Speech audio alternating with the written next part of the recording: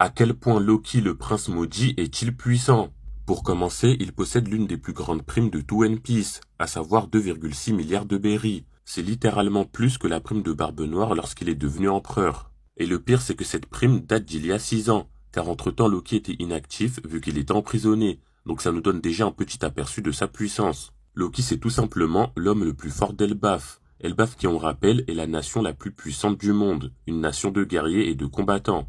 Il est parvenu à vaincre et à tuer le roi des géants Harald afin de lui dérober son fruit du démon, un fruit du démon qualifié de légendaire et qui doit sans aucun doute être un fruit du démon surpuissant. Il aura fallu l'entièreté des guerriers d'Elbaf pour neutraliser Loki. Franchement, c'est une grosse dinguerie, car là on parle d'un pays tout entier. Il possède un marteau qui semble être Mjolnir, et comme on peut le voir, son marteau est totalement noir, ce qui voudrait dire que Loki aurait réussi à le rendre éternellement noir, comme le font les épéistes en transformant leur lame en lame noire. Il possède des réflexes totalement surnaturels, car malgré qu'il soit emprisonné, restreint et affaibli par des chaînes en granit marin, il est parvenu à esquiver à bout portant un Kongen de Luffy Gear 4 enragé. Et franchement ça, c'est un exploit vraiment exceptionnel. Loki a dit à Luffy que si ce dernier le libère, il détruira n'importe quel équipage pirate pour lui, et ce sans laisser de traces. Loki possède donc une confiance absolue en sa puissance, car il s'estime capable de vaincre n'importe quel équipage au monde, ce qui inclut les équipages d'empereurs. Loki s'estime donc être capable de vaincre sans laisser de traces un équipage de Yonko.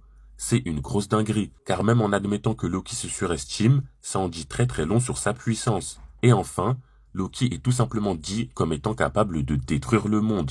Et ça, c'est une grosse folie, car jusqu'à présent dans tout One Piece, le seul personnage qui a été dit comme étant capable de détruire le monde, c'est Barbe Blanche. Donc là, de par cette information, c'est comme si on mettait Loki dans le même panier que Barbe Blanche. C'est vraiment une singerie. Donc pour en conclure, avec toutes les informations que l'on possède actuellement, je pense qu'il est fort probable que Loki soit de niveau empereur, et qu'il soit même pourquoi pas plus fort que Kaido et Big Mom, même si là ça reste à prouver.